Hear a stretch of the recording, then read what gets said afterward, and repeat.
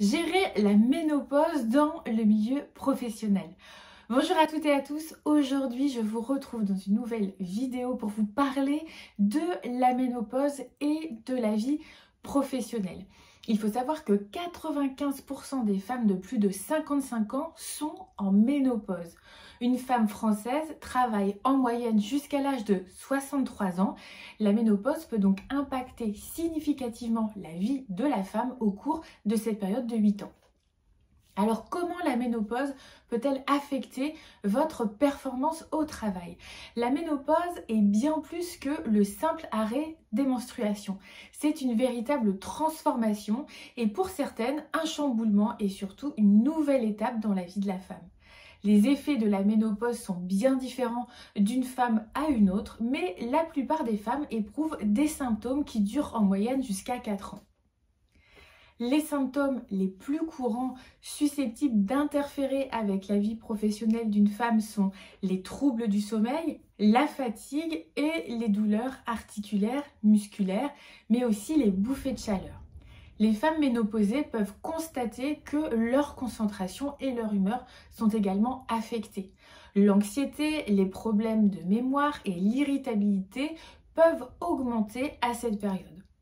Ceux-ci peuvent avoir un impact sur la concentration, la vigilance, la capacité à effectuer des tâches manuelles mais aussi intellectuelles ou encore la capacité à gérer des moments stressants, que ce soit avec des collègues ou encore des clients.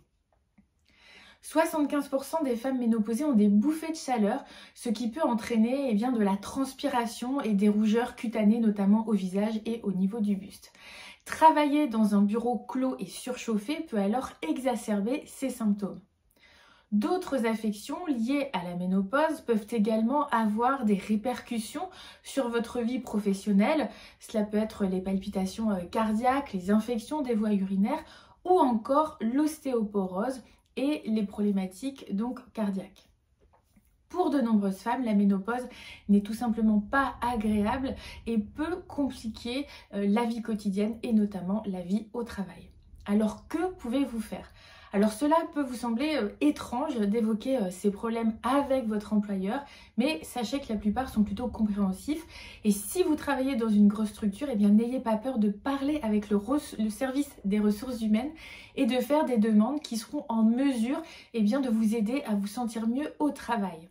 Si cela est possible, demandez à ajuster vos horaires de travail. Vous pouvez également demander à changer de place afin d'avoir accès par exemple à une fenêtre ou de pouvoir contrôler la climatisation ou encore d'avoir un petit ventilateur sur votre bureau.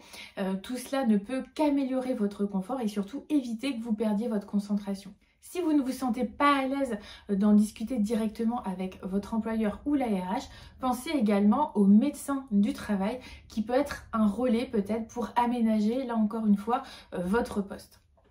De votre côté, maintenir un mode de vie sain est une base incontournable. Une alimentation saine, équilibrée, riche en vitamines et en minéraux peut aider à atténuer les symptômes de la fatigue.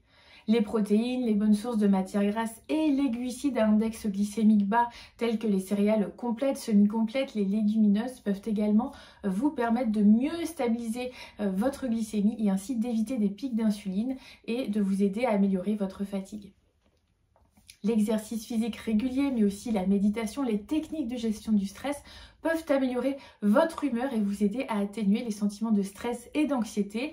Les techniques de méditation peuvent également vous aider. Enfin, n'hésitez pas à vous faire accompagner car de nombreuses plantes, mais aussi la micronutrition peuvent vous aider à complémenter cette approche. Et si vous souhaitez en savoir plus, j'organise une masterclass le 6 mars prochain à 18 h. Vous pouvez vous inscrire, je vous mets le lien à disposition.